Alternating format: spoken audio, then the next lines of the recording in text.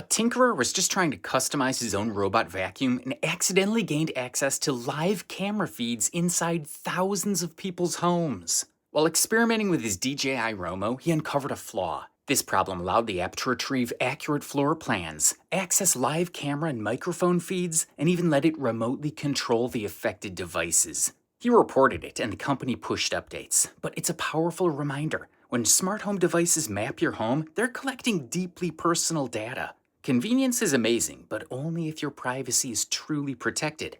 As always, what do you think about this?